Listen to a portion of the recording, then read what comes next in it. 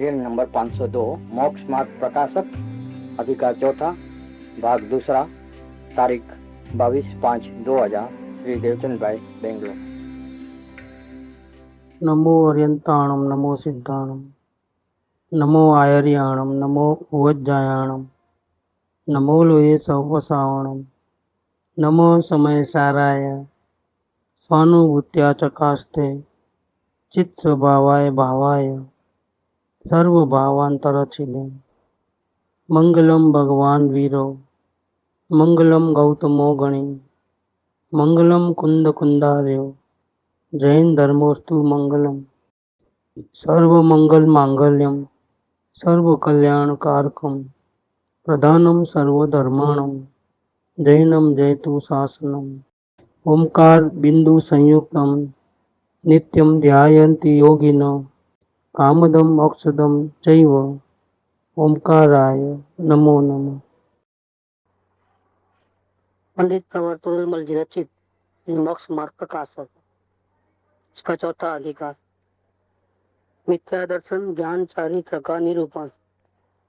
इसमें सबसे पहले मिथ्या दर्शन का स्वरूप तथा मिथ्या रूप जो दर्शन अर्थात श्रद्धा। यहाँ दर्शन का अर्थ अवलोकन नहीं, यहाँ दर्शन का अर्थ श्रद्धा नहीं।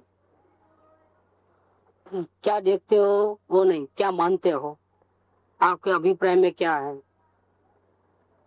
तो मिथ्या रूप जो दर्शन अर्थात श्रद्धा, उसका नाम है मिथ्या दर्शन। जैसा वस्तु का स्वरूप नहीं है वैसा मानना और जैसा है वैसा नहीं मानना, ऐसा जो विपरीत अभिप्राय है, इसके कारण से मिथ्या दर्शन होता है। मिथ्या दर्शन कैसे होता है? कि विपरीत अभिप्राय के कारण मिथ्या दर्शन होता है। यहाँ एक प्रश्न है कि केवल ज्ञान के बिना सर्व पदार्थ तो यथार्थ भाषित नहीं होते, तो कुछ न कुछ जानने में गलती तो होती ही है। इसके कारण से अभिप्राय उल्टा सुल्टा हो सकता है। तो यथार्थ भाषित हुए बिना यथार्थ सिद्धांत तो होगा नहीं, तो फिर मिथ्या दर्शन का त्याग कैसे करेंगे? केवल ज्ञान के पहले कैसे करेंगे? केवल ज्ञान होगा तब तो सब मालूम पड़ जाएगा, तो त्याग हो जाएगा। क्योंकि सब कुछ बराबर दिखता है तो फिर उल्टा अभिप्राय नहीं होता है। यहाँ तो क्या है, अज्ञानता के कारण सब बराबर देखने में जानने में नहीं आता है।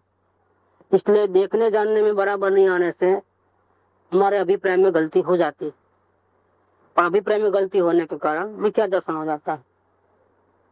जब सब कुछ बराबर जानने देखने में आ जाएगा तब फिर हमारे को अभिप्राय की गलती नहीं होगी। तो केवल ज्ञान के पहले मिथ्या दर्शन का त्याग कैसे करें? समाधान, पदार्थों का जानना नहीं जानना या उल्टा सुल्टा जानना, वो तो ज्ञानावरण के अनुसार है, ज्ञान में कमी होने के कारण है। और यहाँ मिथ्या दर्शन कौन से गुण का परिणमन है? श्रद्धा गुण का, ये ज्ञान गुण का नहीं है। तथा जो प्रतीति होती है सो जानने पर ही होती है, बिना जाने प्रतीति कैसे आए, ये तो बात सच्ची है।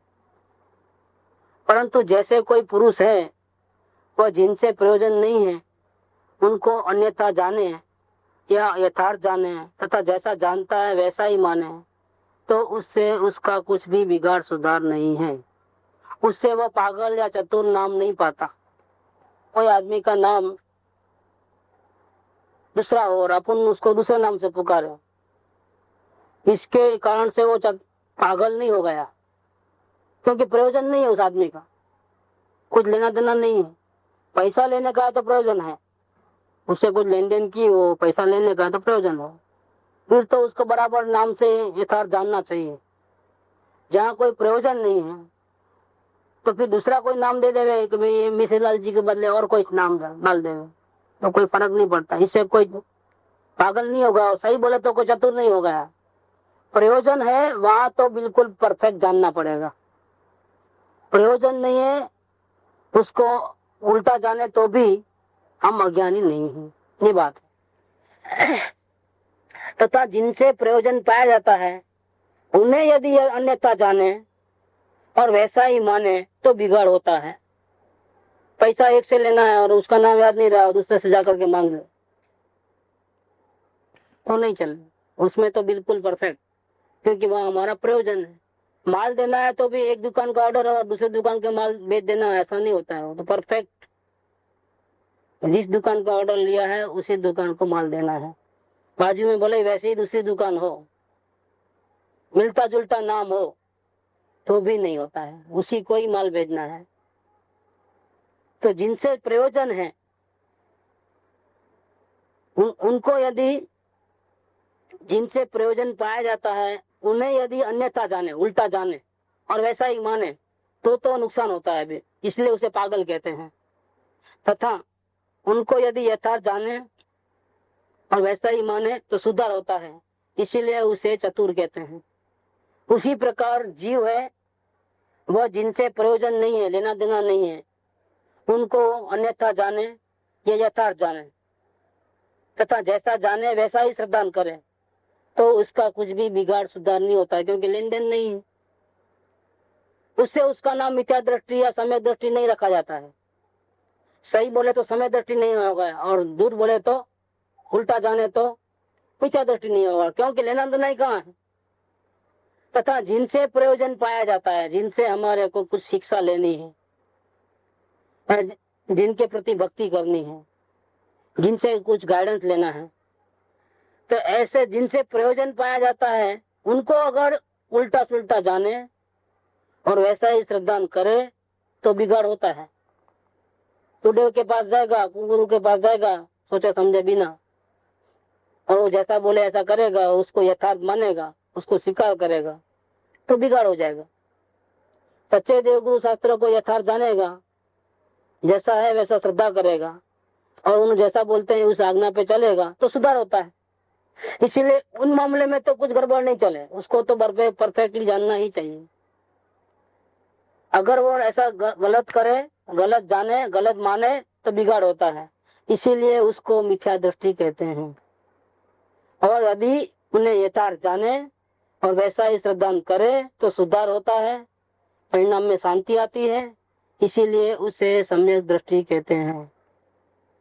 यहाँ इतना जानना कि अप्रयोजनभूत अथवा प्रयोजनभूत पदार्थों का न जानना या यथार्थ जानना या अयथार्थ जानना हो, उसमें तो ज्ञान की हीन अधिकता होना, इतना जीव का बिगाड़ सुधार है। उसका तो निमित्त तो ज्ञानावरण कर्म है, परंतु वहाँ प्रयोजनभूत पदार्थों का अन्यथा या यथार्थ श्रद्धान करने से जीव का कुछ और भी बिगाड़ सुधार होता है। इसीलिए उसका निमित्त दर्शन मोह नाम का कर्म है। बिगाड़ सुधार होता है तो कम जानने से, उल्टा जानने से नहीं। जब कम जानना हुआ तब साथ में नुकसान हुआ, वो कम जानने के कारण नहीं हुआ, उल्टा जानने के कारण नहीं हुआ है। नुकसान जो भी हुआ उसमें दर्शन मोहनीय नाम का कर्म है। कम जानना हुआ उसमें ज्ञानावरण कर्म का स्वभाव। कम जाने और भ्रांति हुई तो दर्शन मोह का कारण है। दोनों गुण अलग अलग काम करते हैं, दोनों दोष अलग अलग है। भ्रांति में ज्ञानावरण नहीं है, भ्रांति में तो ज्ञानावरण तो कम जानना हुआ या उल्टा सुल्टा जानना हुआ, उसमें ज्ञानावरण आता है। सही जानना नहीं हुआ, जैसा हो ऐसा जानने में नहीं आया, तो वो हुआ ज्ञानावरण कर्म। भ्रांति होती है वो तो मोहनीय कर्म का कारण है, दर्शन मोह नाम का कर्म है। वहाँ चारित्र मोह नहीं लिया साथ में, ओनली दर्शन मोह लिया, क्योंकि मूल जो है मोहनीय कर्मों में दो पार्ट हैं, एक दर्शन मोह, एक चारित्र मोह। चारित्र मोह का नाम इसलिए नहीं लिया कि दर्शन मोह जाने के बाद भी चारित्र मोह रहता है। तो भ्रांति होने में क्या कारण है? वो भी मोह है, दोनों ही मोह है। और एक ही मोहनीय कर्मों के ही दो है पेटे। मोहनीय कर्म में से ही एक दर्शन मोह है और एक चारित्र मोह है। चारित्र अर्थात क्रोध मान माया लोभ हास्य रति अरति, ये सब कसाय जो है वो चारित्र मोह में है, और कसाय रस जो है वो दर्शन मोह में आया। तो भ्रांति जो हुई उसका कारण तो कम जानना नहीं, कम जानना अलग बात है और भ्रांति होना वो दूसरी बात है। कम जानना वो अलग बात होगा। यहाँ कोई कहे कि जैसा जाने वैसा ही श्रद्धान करे, इसीलिए ज्ञानावरण के अनुसार ही श्रद्धान भाषित होता है। यहाँ दर्शन मोह का विशेष निमित्त कैसे हुआ? हमारी क्या गलती इसके अंदर? कम जाने इसलिए ही ऐसा भ्रांति हुई। तो भ्रांति का कारण भी ज्ञानावरण ही है, ऐसा आप बोलो। दर्शन में को क्यों बीच में लाते हो? एक सवाल यहाँ किया है, उसका उत्तर। प्रयोजनभूत जीव आदि तत्वों का श्रद्धान करने योग्य ज्ञानावरण का संयोग तो सर्व संगनी पंचेंद्रियों को हुआ है, परंतु द्रव्यलिंगी मुनिराज 11 अंग तक पढ़ते हैं तथा ग्रेवे के देव अवधि ज्ञान आदि युक्त है, उनको ज्ञानावरण का अक्षोभ बहुत होने पर भी प्रयोजनभूत जीव आदि का श्रद्धान नहीं होता है। और तिर्यंच आदि को ज्ञानावरण का अक्षोभ थोड़ा है, फिर भी प्रयोजनभूत जीव आदि का श्रद्धान उन्हें होता है। इसीलिए जाना जाता है कि ज्ञानावरण के ही अनुसार श्रद्धा नहीं होती। बहुत जाने और जीव को न जाने और भटके, और कुछ से बहुत ज्यादा नहीं जाने, लेकिन प्रयोजनभूत थोड़ा ही जान ले अपने मतलब जितना, तो उतना ज्ञान तो संगनी पंचेंद्रिय सभी को होता है। अपने मतलब की बात तो कोई छोटा बच्चा भी हो ना, अपने मतलब का बात जितना तो जान लेता है। कहाँ अच्छा लगता है, कहाँ अच्छा नहीं लगता है, ऐसा सुख दुख के संबंध में विचार तो संगनी पंचेंद्रियों को सबको मालूम हो। सीधा हिसाब है, दुख लगता है, अशांति होती है, उलझन होती है तो हम उल्टे चल रहे हैं, शांति मिलती है, उलझन कम होती है तो हम सुलटे चलते हैं। ऐसे सुख दुख के अनुसार शांति होना कि नहीं होना वो कोई भी जीव इतना समझ सकता है।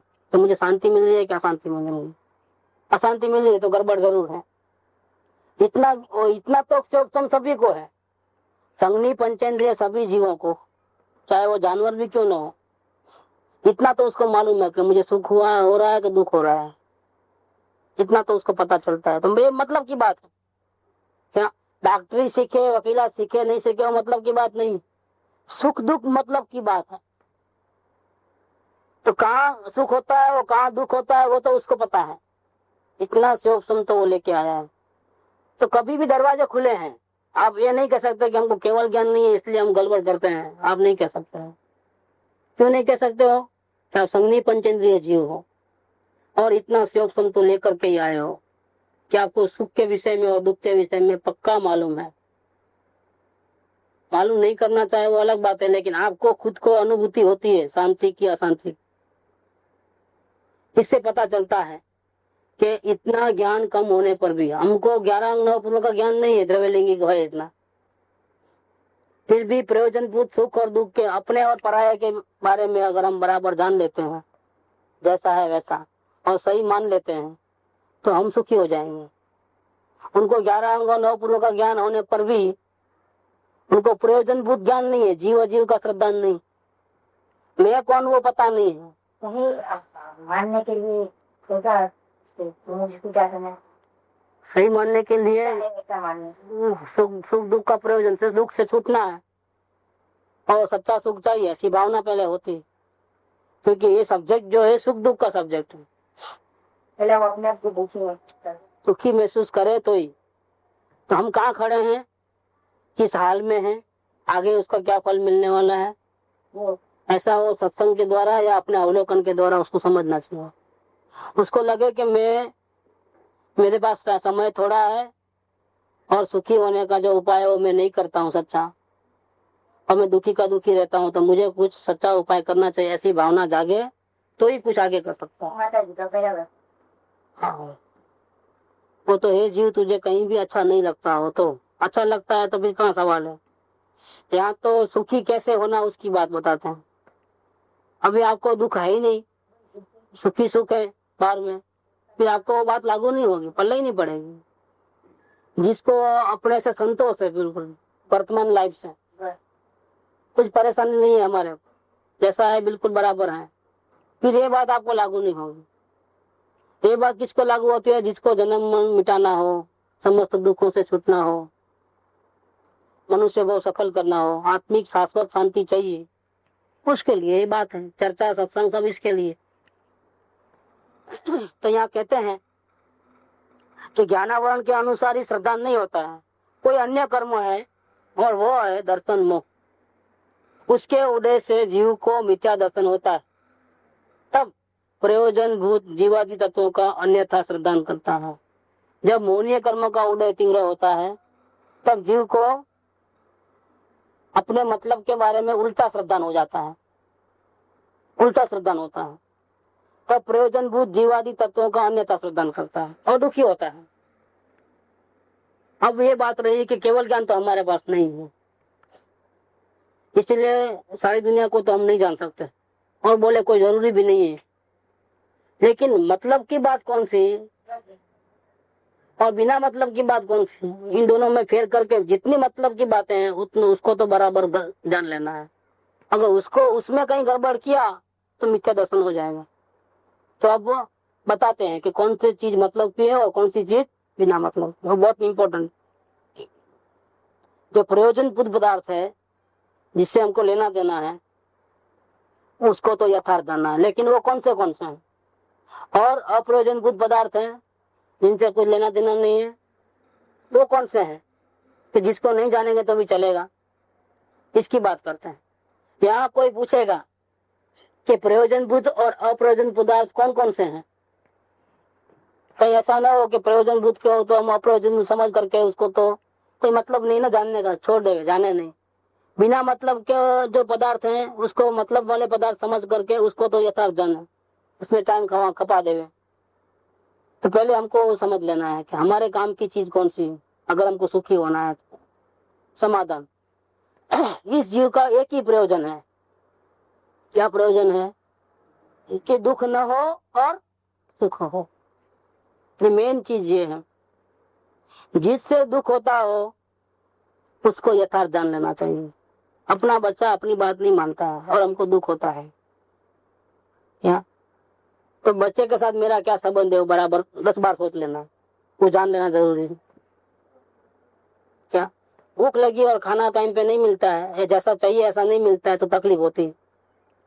तो जहां जहां तकलीफ होती है, जिस चीज के कारण तकलीफ होती है उसका और अपना संबंध बराबर समझ लेना चाहिए। उसमें अगर गड़बड़ किया तो दुखी हो जाए। ये हमारे प्रयोजन बुद्ध विषय है। जिधर जिधर तकलीफ होती है उसका रूट कॉज पकड़ लेना है और ये अवलोकन के बिना समझ में नहीं आता है।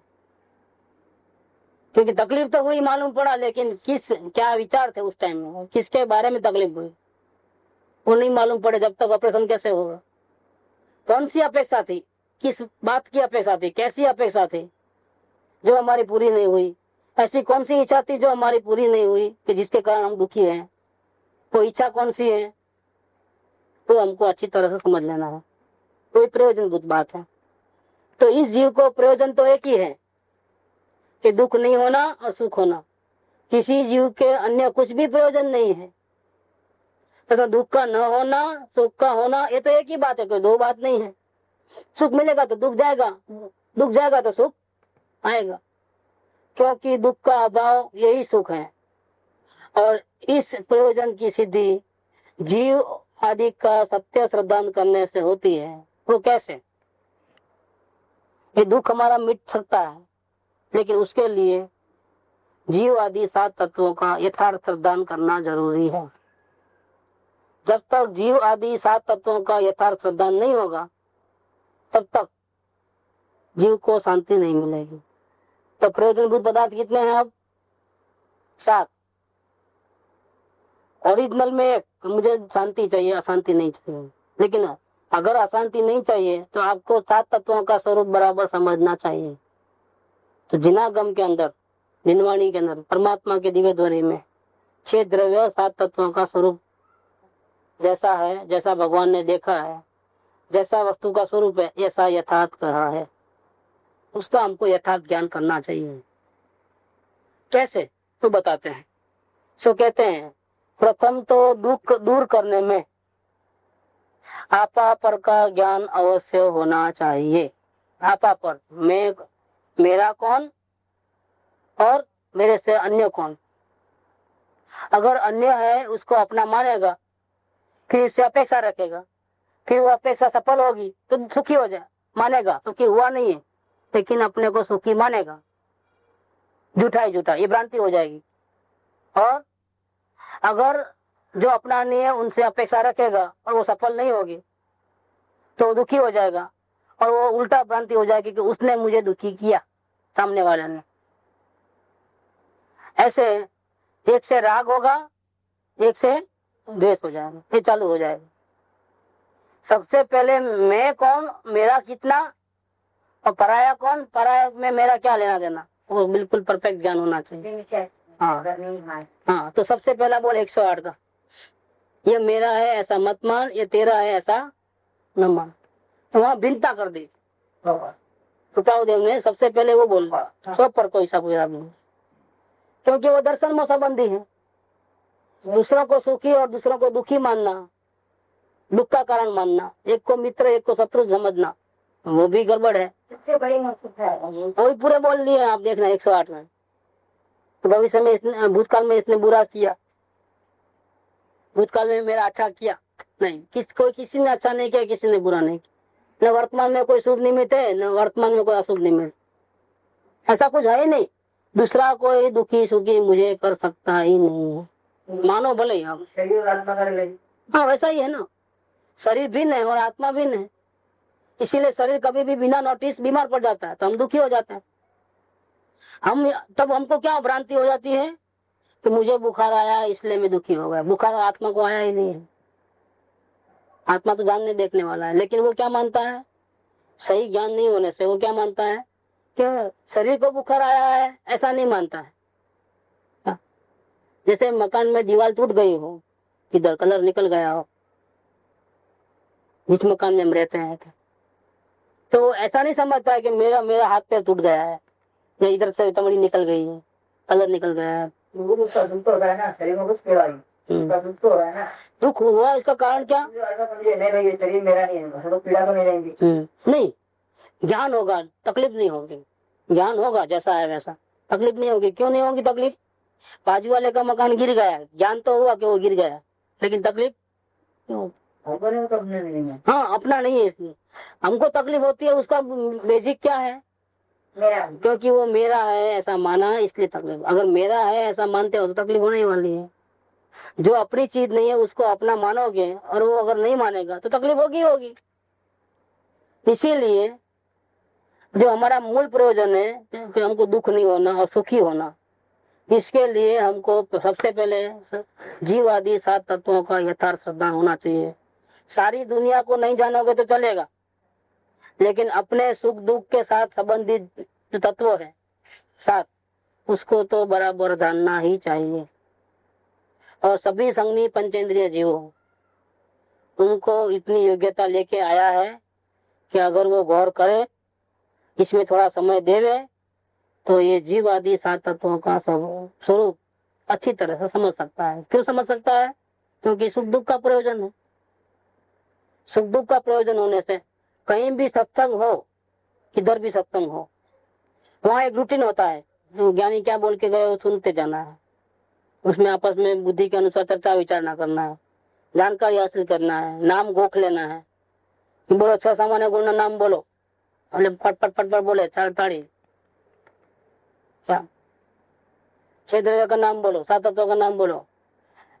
तो ये क्या है कि किसी को याद रहता है, किसी को नहीं याद रहता है। 1 महीने पहले सीखा था, अभी एग्जाम आया तो भूल गया, नाम ही भूल गया। ये रूटीन नाम नहीं है, इसलिए वो याद रखना पड़ता है और याद नहीं रहा ज्ञानावरण के सेवक संघ के कारण, इसलिए वो फेल। याद रह गया, वो भले कितना भी अनाड़ी हो, याद रह गया, बुद्धि अच्छी है, वाह बहुत धर्मिष्ठ है, इसको पूरा बराबर आता है। धर्मिष्ठ का धर्मिष्ठ, बस वैसा वो ज्ञानावरण के हिसाब से सुख दुख मान लेता है, अच्छा बुरा कर लेता है। ऐसा नहीं है। द्रव्य सुनिए, वर्ल्ड के अंदर 6 द्रव्य, वर्ल्ड के अंदर 6 है और 7 है। 7 है वो तत्व है। वो तत्वों की बात तो यहाँ चलेगी, इसलिए रिपीट नहीं करते हैं, धीरे धीरे सब बातें आएंगी। सबसे पहले मैं कौन और अन्य कौन, टोटल 6 है वर्ल्ड के अंदर। इसमें से मैं हूँ और जीव जानने देखने वाला, और इससे अलग जो कुछ भी है शरीर आदि जो भी, ये सब अन्य 5 में आ जाता है। मैं एक जानने देखने वाला जीव, बाकी के जो 4-5 है, 5 है जो वो मेरे से भिन्न है। ऐसा सबसे पहले उनका ज्ञान होना चाहिए। दुख दूर करने के लिए प्रथम तो दुख दूर करने में आपा पर का ज्ञान अवश्य होना चाहिए। क्यों कि यदि आपा पर का ज्ञान नहीं हो तो अपने को पहचाने बिना अपना दुख कैसे दूर करेगा? कि स्वयं के बारे में जहाँ मालूम नहीं है और वो तो दुखी हो रहा है और मालूम है नहीं। डॉक्टर को बोला जाए कि यहाँ एक बिल्डिंग में कोई किसी को पेट की बीमारी है, क्या जाके आप उसको दवा दे के आ जाओ, डॉक्टर क्या बोलेगा? क्या नाम है? मतलब पूछेगा कि नहीं पूछेगा? स्पेसिफिक करेगा कि नहीं? तो बिल्डिंग में 50 जने रहते हैं कि सबको पूछेगा कि आपका पेट दुख रहा है क्या, आपका पेट दुख रहा है क्या, आपका पेट दुख रहा है क्या? ऐसा पूछेगा क्यों? दवा देने को तैयार है वो, लेकिन किसका दुख दूर करना है? तो जीव को अपना स्वरूप नहीं मालूम है तो मैं कौन हूँ, कौन दुखी हो रहा है, तो क्या करेगा? तो दुख दूर करने के लिए जैसे भूख लगी, ठीक, उसको तकलीफ हुई उस टाइम में, तो ज्ञान में तो मालूम हो गया, तो वो दुख दूर करने के लिए क्या करेगा? उल्टा प्रयत्न करेगा। क्या प्रयत्न करेगा? कि खाना खाने का प्रयत्न करेगा। तो खाना किधर जाता है? दुखी कौन हुआ था? शरीर नहीं हुआ था, तो वो तो जड़ है, उसमें सुख दुख कुछ है ही नहीं। तो सुख दुख उसमें नहीं है और वो खाना खाने का प्रयत्न करेगा तो खाना कहाँ जाता है? खाना तो उसमें जिसको जो दुखी हुआ उसमें तो खाना जाता ही नहीं। क्या होता है कि असाता वेदनी के कारण पूर्व का उदय आया और जीव को ऐसा लगा कि मुझे बहुत जोर से भूख लगी है, तो उसका उपाय वो क्या कर लेता है कि खाना खाने का उपाय कर लेता है। तो उठने में साता वेदनी हो जाती है। क्या हो जाता है? वो उसको क्या भ्रांति हो गई? और एक देखो खाना खाया ना इसलिए शांति, साता वेदनी के कारण शांति हुई। जो दुखी हुआ था उसको तो भूख लगी ही नहीं थी और उसने जब खाना खाया तो उसने तो खाना खाया ही नहीं, लेकिन ऐसा मेल बन गया कि भूख लगे तब दुखी महसूस करा अपने को, फिर खाना खाया तो भूख मिट गई, तो उतने में वो साता वेदनी का उदय आया, अपने को अच्छा महसूस किया, दुख नहीं ऐसा महसूस किया। तो क्या हो गया? एक भ्रांति और खड़ी हो गई कि मुझे भूख लगती है, जब जब भी भूख लगे तब तब मुझे खाना खा लेना चाहिए, मेरा भूख का दुख मिट जाएगा। ऐसी एक भ्रांति हो गई। ये दोनों को एक मान लिया तो गलत उपाय करता है।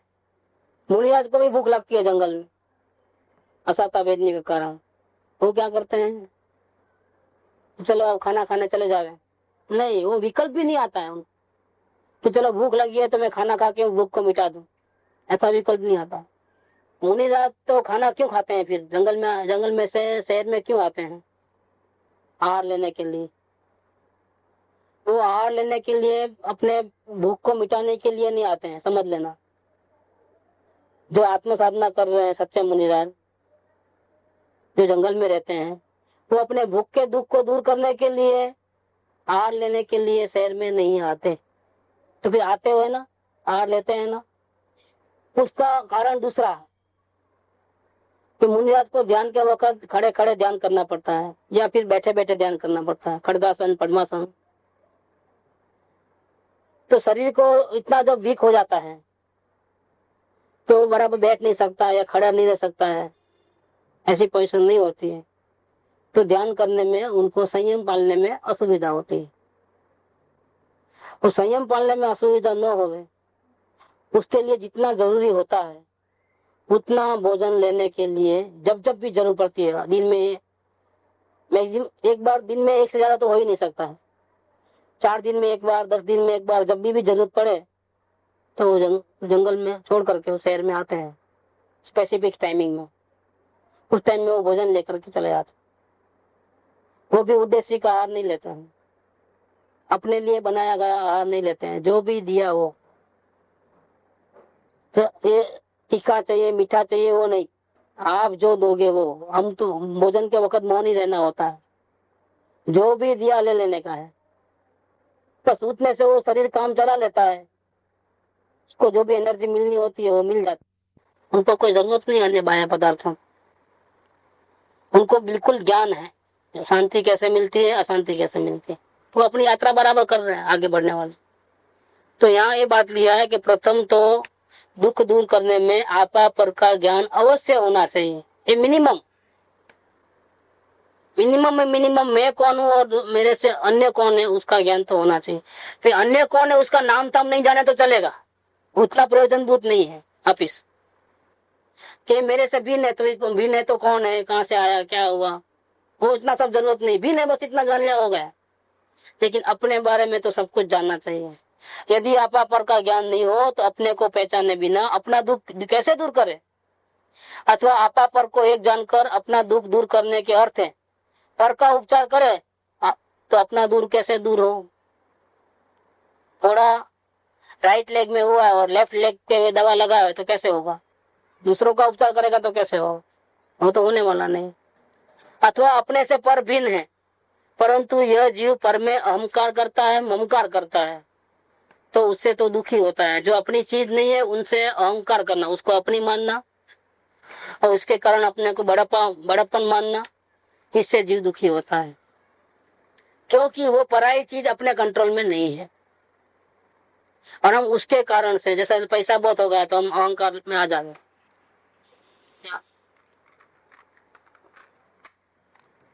देखो मैंने कमाया इतना सारा, देखो मैंने बंगला लिया, देखो मैंने कार लिया, ऐसा परिग्रह बढ़े तो अहंकार बढ़ता है। अन्य चीज आने से अहंकार बढ़ता है तो ये गलत इसलिए है कि कभी भी हो जा सकती है, अपने कंट्रोल में नहीं है। आज पैसा है कल नहीं भी रहेगा, आज सुविधा है कल नहीं भी रहेगी, तो फिर क्या करोगे। अगर वर्तमान में अहंकार किया है तो बाद में बहुत दुखी होना पड़ेगा, उस स्थिति को संभाल नहीं सकोगे। क्या नॉर्मल लाइफ जिएगा अहंकार रहित तो अच्छा है। संयोग बढ़े चाहे कम होवे, नॉर्मल रहेगा तो अच्छा रहेगा। नॉर्मल नहीं रहेगा तो क्या होगा, जब बढ़ता है तब बहुत अहंकार कर लेगा, फिर चढ़ जाएगा तब क्या होगा, फिर क्या मुंह दिखाएगा, लोगों को क्या मुंह दिखाएगा। अभी कार में घूमता था, अब साइकिल पे चलने का टाइम आ जाएगा। तो ये मन ही मन अपने आप को कितना क्या समझता है, वो रात और दिन क्या समझता है। दुख के दिन आया तो कैसा होता है, दुख का दिन बहुत कठिन जाता है, बहुत अपने आप में वही लोगों के बीच में रहना होता है। ये कृपावड़े की एक बात है जो सुख विषय विचार पढ़ने योग्य है, मोक्ष माला में है, बहुत अच्छा पढ़ने योग्य है कि करोड़पति बाप का लड़का, तो बहुत अच्छा गुण थे उसमें, लेकिन वो करोड़पति था। वो बाद में अचानक क्या हो गया कि पूरा लॉस पे लॉस होते होते बिल्कुल रोड पे आ गया। उसको बहुत फील होने लगा, संभल नहीं पाया अपने, क्योंकि वही लोगों के सामने एक दफे मोटर में घूमता था, वही लोगों के सामने अब मजूरी थैला उठाना पड़ता है उसको 2 टाइम की रोटी के लिए। वो इतना दुखी हो जाता है कि वो नक्की कर लेता है कि मेरे को तो ये गांव में रहना ही नहीं है। पराए गांव में भीख मांगना कोई दुख का कारण नहीं है, समझो आप। लेकिन इसी गांव में एक दफे हम बादशाही से रहे और अब हमको इन्हीं लोगों के बीच में थैला उठाना पड़ता है, ऐसी नौबत आ गई तो क्या होता है, तो अपना वतन छोड़ देता है। वो वतन छोड़ करके बहुत होशियार अपना घर बार बाप का जो भी था सब बेच बचा के, सबको कर्जा चुका करके, जितना हो गया उतना करके वो गांव भी छोड़ देता है, वतन छोड़ देता है। मना करते हैं सब लोग फिर भी छोड़ देता है। उसकी वाइफ शौक से कारण मर जाती है भर जवानी में, वो बिल्कुल अकेला निराधार हो गया है, चल पड़ा जहाँ कोई किस्मत ले जाए वहां, नीचे धरती ऊपर गगन। बस वो कोई आया तो उसकी मजदूरी किया तो मैं आपको मजदूरी करूंगा, ऐसा करके वो नाव में बैठ जाता है और दूसरे जगह को पहुंच जाता है। वहां अपनी बुद्धि से मेहनत करके अच्छा, जिसका वो मालिक था उसकी अच्छा कमाई करा के देता है बुद्धि से, तो मालिक को उसके बिना नहीं चलता था, तो उसने उसको 1/4 पार्टनरशिप दे दिया। ऐसा करके वो 5 साल वहां का 1/4 में भी बहुत कमाया। इस पर से वो बाद में अलग हुआ, उसमें से वो बहुत कमा करके बहुत जब कमा के आता है तब वो वापिस आता है अपने गांव में, सबसे मिलता है, वही ठाट बाट से अपने बाप का जो मकान था वही वापिस लेता है, जिसको बेचा था उस 1000-2000 ज्यादा ले लाओ मकान चाहिए। ऐसा करके वो वापिस, ये सब चक्कर बताया कृपालदेव ने, ये ओरिजिनल कथा लिखी है अपने माइंड से, बहुत पढ़ने योग्य है। इसी विषय के ऊपर है, सुख विषय विचार। अगर पढ़ोगे तो बहुत कुछ जानने को मिल जाएगा इसमें से। तो ये बात इधर है कि अहंकार ममकार कैसे करेगा। अगर अहंकार करता तो दुखी होता, तो गांव छोड़ना पड़ा। दूसरों को अपना माना तो दुखी हो जाएगा, क्योंकि वो अपना है नहीं, कभी भी धोखा दे सकता है। आज बात मानता है, कल नहीं मानेगा, क्योंकि अपना नहीं है ना। तो अहंकार ममकार अगर पर पदार्थ में करेगा तो दुखी ही दुखी होगा। कोई अपने अधीन नहीं है। हम क्यों किसी का अधीन रखें? हम न किसी के अधीन है, न कोई अपने अधीन है। हम क्यों इतना मगजमारी करें? हम तो अपनी शांति को ही संभाल के रखें। शांति के अलावा हम कुछ नहीं चाहते हैं। वो हम कर सकते हैं, क्योंकि शांति चाहेंगे तो हम अपेक्षा नहीं रखेंगे। अपेक्षा नहीं रखेंगे तो हम सुखी हो जाएंगे। शांति भी चाहिए और फिर दूसरे से अपेक्षा भी रखनी है। फिर वो नहीं माने तो उसे द्वेष करना है, दुखी हो जाना है। ये सब क्यों?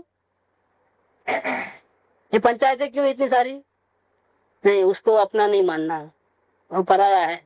साथ रहने में कोई गुनाह नहीं है, लेकिन अपना मानने में तो गुनाह है। वो श्रद्धा का दोष है। साथ रहते हुए भी ये चीज पराई है। मेरा स्वरूप अलग है, मेरी शांति तो मेरे कारण से है, मेरी अशांति भी मेरे कारण से है। वो दुख में भी वो हिस्सेदार नहीं है और सुख में भी हिस्सेदार नहीं है।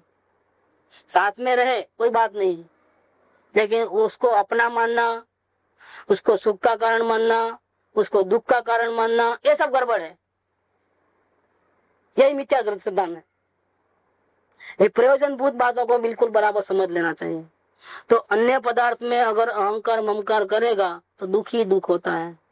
आपा पर का ज्ञान होने पर ही दुख दूर होता है। जब तक आपको ये भिन्नत्व का ज्ञान नहीं होगा तब तक दुखी ही होते हैं, और जब भिन्नत्व का ज्ञान होगा तो आप सुखी हो जाओगे। फिर अवलोकन से ही मिलना। अवलोकन से होता है। एक अवलोकन से होता है, वो अपना कारण उपादान, और एक सत्संग से होता है। अवलोकन के पहले और सत्संग के पहले जिसे वो विचार करके उससे संस्कार पड़ते नहीं, तो काम की नहीं है। वो तो किताब पढ़ करके या बुद्धि से कोई अपने आप समझ करके। दुख है ना, ठोकर खाता है तो जीव समझ जाता है। जब तक ठोकर नहीं खाता है जीव समझता नहीं है। लेकिन वो समझ जो है टिकती नहीं है। वापिस जब संयोग अनुकूल होते हैं तो वापिस वही गलती वो कर लेता है दोबारा। संस्कार भी नहीं, क्योंकि वो सही यथार्थ नहीं है ना। तो ओरिजिनल रूट कॉज में नहीं गया है, ऊपर ऊपर से ही सुख दुख को ठीक ठाक करने लगा है। डाली पत्तों को काटना जैसा हो गया मामला। रूट कॉज में जाना है। आपको तकलीफ आई और आप ठोकर हुई और समझ गए, वो एक अलग बात हो गई। लेकिन तकलीफ हो या ना हो, आपने तत्वों का श्रद्धान करके यथार्थ जैसा है वैसा समझदारी की और अपने आप को बचा लिया दुखों से, वो अलग बात हो गई। तो दो ही उपाय है, दो ही कारण है। एक परम सत्संग है निमित्त की दृष्टि से देखे तो, और उपादान की दृष्टि से देखे तो स्वयं की जागृति, स्वयं की भावना छूटने की और जागृति का प्रयास, बस ये उपादान का लेवल है। इसके अलावा कोई इसको ये सब बात समझ में आ जाएगी नहीं, पॉसिबल नहीं है। वकील बन जाएगा, डॉक्टर बन जाएगा, बहुत बड़ा पढ़ा लिखा इंसान बन जाएगा, दुनिया झुकेगी उसके ज्ञान के सामने, फिर भी ये ज्ञान नहीं आएगा। कौन सा? 100 पर का ज्ञान उसको नहीं होगा। सुख कैसे होता है, दुख कैसे होता है, उसको पता नहीं चलेगा। मनुष्य वो भी बिगाड़ के ही जाएगा। डबल ग्रेजुएट होगा ना, अच्छी पोस्ट पे होगा, महीने का 50,000 लाख रुपए उसको पगार आता होगा, गाड़ी में घूमता होगा, सब कुछ व्यवस्था होने पर भी ये नॉलेज नहीं मिलेगा उसको। मैं दुखी क्यों होता हूँ, मैं सुखी क्यों होता हूँ, पता नहीं चलता है। इसके लिए तो परम सत्संग बाहर से और अंदर से स्वयं की छूटने की, दुखों से छूटने की भावना, और उस भावना पूर्वक स्वयं के परिणामों का अवलोकन अर्थात जागृति, ऐसा रहेगा तो वो जीव सुधरेगा, नहीं तो नहीं सुधर सकता है। आपा पर का ज्ञान होने पर ही दुख दूर होता है। तथा आपा पर का ज्ञान कैसे होगा? आप मेरे को कैसे मालूम पड़ा कि मैं कौन हूँ और पराया कौन है? तो उसके लिए तो आपको जीव और अजीव का ज्ञान होना पड़ेगा। जीव कौन है और अजीव कौन है उसका ज्ञान होगा तो आपा पर का ज्ञान हो जाएगा। क्यों कि आप हो जो प्रश्न पूछने वाला है, जो आप है जिसको सुखी होना है, वो तो है स्वयं जीव। और इसके अगल बगल में ये जो शरीर आदि है, बाहर से दिखने वाला शरीर, फिर अंदर में 2 शरीर और हैं वो, और अन्य संयोग, जो अपने से बिल्कुल भिन्न है, जैसा ये पदार्थ है तो ये तो जीव से बिल्कुल भिन्न है, वो तो दिख ही रहा है कि अलग है। आज साथ में कल कहीं लेके गए, कोई चोरा लिया या अपन भूल गए कहीं गया, इतनी बड़ी दुनिया में कहाँ खोजने जाओगे, साथ छूट गया छूट गया। अब आपको दुखी होना है दुखी हो, सुखी होना है सुखी हो। समझदारी रहेगी तो दुखी नहीं होगे चले जाने के बाद भी, नहीं तो दुखी होते रहोगे। लेकिन है तो चीज पराई। वैसे ही ये तो अन्य क्षेत्र में है, लेकिन ये तो एक क्षेत्र में है, जानने वाला है और जो सुखी होना चाहता है वो तो जीव है। और इसके बगल में जो ये है शरीर आदि अन्य जो कर्मण शरीर है, तेजस शरीर है, और अंदर में जो विकार है वो तो सब है अजीव। ये जो बाजू में जो पदार्थ है उसको अजीव जड़ शरीर नाम दिया, तो अपना नहीं है। इसके निमित्त से जो राग द्वेष आदि होते हैं वो एक दूसरा तत्व है, उसका नाम है आश्रव तत्व। वैसे 7 तत्वों का नाम है। तो पहले तो जीव और अजीव फर्स्ट, मैं कौन पराया कौन। जानने वाला देखने वाला वो है जीव, जिसको सुखी होना है वो है जीव, जिसको दुख नहीं होना है वो है जीव। और इसके अलावा बाजू में जो कुछ भी है एक ही क्षेत्र के अंदर वो है पूरे के पूरे अजीव, ऐसा लेना है। यदि लक्षण आदि द्वारा जीव अजीव की पहचान हो तो अपनी और पर की भिन्नता भाषित हो। लक्षण से पहचानना पड़ता है।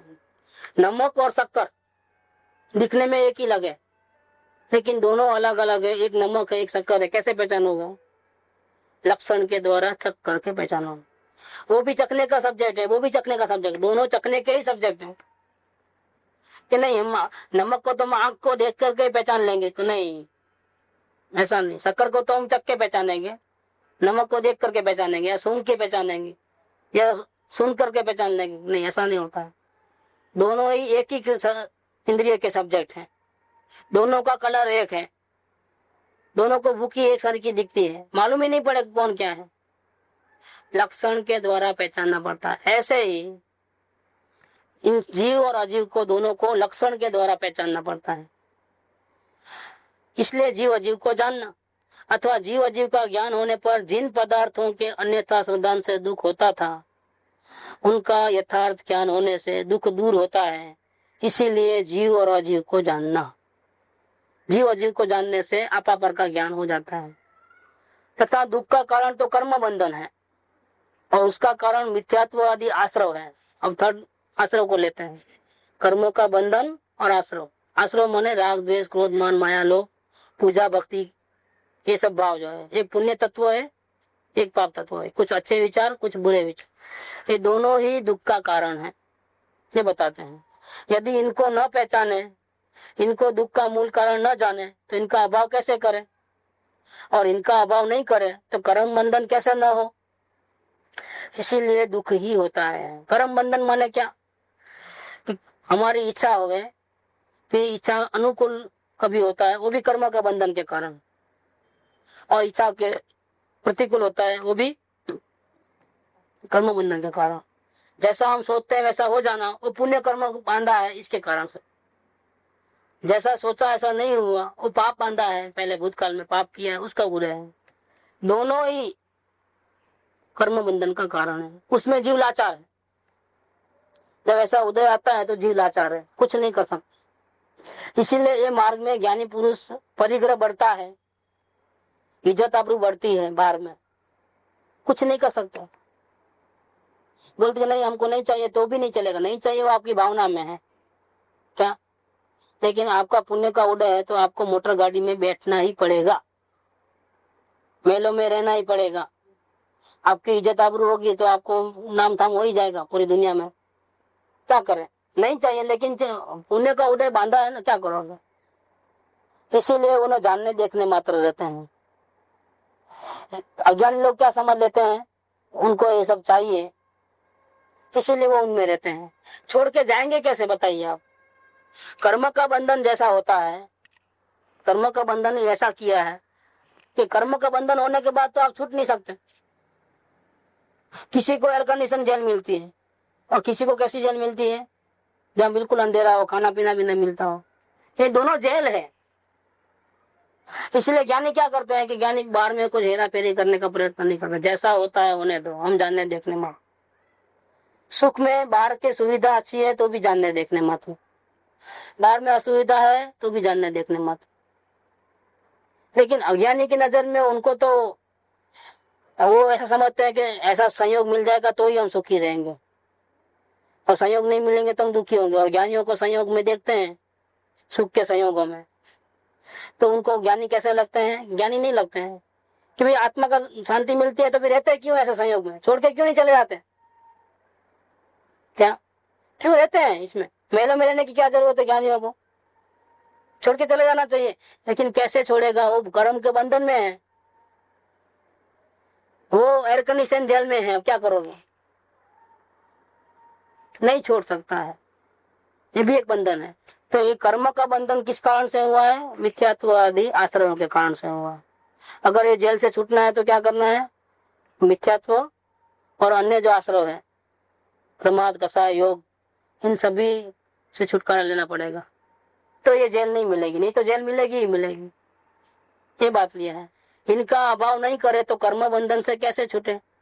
इसीलिए दुखी होता है। दुख इसलिए होता है कि छूटना चाहता है और छूट नहीं सकता है, संयोग में रहना नहीं चाहता है फिर भी रहना पड़ता है, इसलिए दुख होता है। जितना संयोग में रहेगा इतना उपयोग बाहर खींचे जाता है अपनी कमजोरी के कारण। वो नहीं कहते हैं कि हमारे पर उपयोग लगा, लेकिन स्वयं की कमजोरी होती है तो उपयोग बाहर जाता है, उतना ही इसको दुख होता है। तो अथवा मिथ्यात्वादिक भाव है वो भी दुखमय है। यदि उन्हें ज्यों का त्यों नहीं जाने तो उनका अभाव नहीं करे तब तो दुखी ही रहे। इसीलिए हमको आश्रय को भी जानना चाहिए, क्योंकि वो इससे दुख होता है। पाप का बंधन होवे तो भी दुख होता है और पुण्य का बंधन होवे तो भी दुख होता है। तथा समस्त दुख का कारण कर्म बंधन है। जैसा मैंने बताया, पाप और पुण्य का बंध जो पहले किया था, उदय आता है तो तीर्थंकरों को भी नहीं चलती है। कर्म का उदय आता है, बंधन, उसका उदय आया, अच्छे अच्छे को पानी पिला लेता है, वो उसकी कुछ भी लाख कोशिश करे तो चलती नहीं। इसलिए ज्ञानी को ये सब मालूम होने से वो कोशिश ही नहीं करता है, क्योंकि बंधन एक दफे हो गया, छुटकारा नहीं है। वो तो भोग करके ही इतना जितना भोगना है भोगना ही पड़ता है। तो समस्त दुख का कारण कर्म बंधन है। यदि उसको नहीं जाने तो उससे मुक्त होने का उपाय नहीं करें, तब उससे निमित्त से दुखी हो। इसलिए बंध को जानना। बंध को नहीं जानेगा तो क्या करेगा? छटपटाएगा, जितना छटपटाएगा नया कर्म बांधेगा। बंध के उदय को जानेगा, अंति से जानना देखना है, भोगना ही पड़ता है।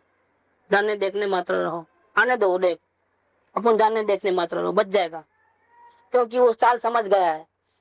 बंद आता है तो जीव अपने को सुखी या दुखी मानता है और फिर अकुलता में रहता है, फंस गया। जिसको नॉलेज है वो उठा पटक हेरा फेरी कुछ भी नहीं करेगा, वो जानने देखने मात्र रहेगा, न अहंकार करेगा न दुखी होगा। दोनों में संभाव में रहेगा तो क्या होगा? नया कर्म नहीं बनेगा, छूट जाएगा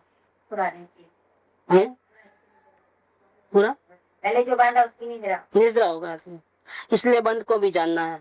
और आश्रय का अभाव है, उसका ही नाम संवर है। हम राग द्वेष नहीं होने देवे, मिथ्यात्व खत्म हो जाए, जैसा है वैसा ज्ञान हो जाए। इच्छाएं करना है रोक देवे, बंद कर देवे, इच्छा ही नहीं रखे, अब मूल में ही काट दे, उसका नाम है संवर। और उसका स्वरूप न जाने तो उसमें प्रवृत्ति न करे। हमको तो ऐसा ही काम करना चाहिए जिससे इच्छा ही उत्पन्न हो, जानने देखने मात्र हो। लेकिन उसका स्वरूप नहीं जानेगा तो कैसे करेगा? इसलिए संवर की रीत जान लेनी चाहिए, संवर कैसे उत्पन्न होता है वो भी जान लेना चाहिए, तब आश्रय भी रहे। अगर वो सही परिवर्तन नहीं करे, संवर को उत्पन्न न करे, जानने देखने मात्र न रहे, तो राग द्वेष उत्पन्न होवे, आश्रय की उत्पत्ति होवे, तो दुखी होता है। वर्तमान तो दुखी होता ही है, जिसके कारण नया कर्म बंधन होता है, तो भविष्य में भी दुख का कारण होता है। इसीलिए हमको संवर को भी जानना चाहिए। और समय हुआ है, इस 7 तत्वों को फिर से कल व्यवस्थित लेंगे। सुख धाम अनंत सुसंत चही, दिन रात रहे तद ध्यान मही। प्रशांति अनंत सुधामय जे, प्रणमो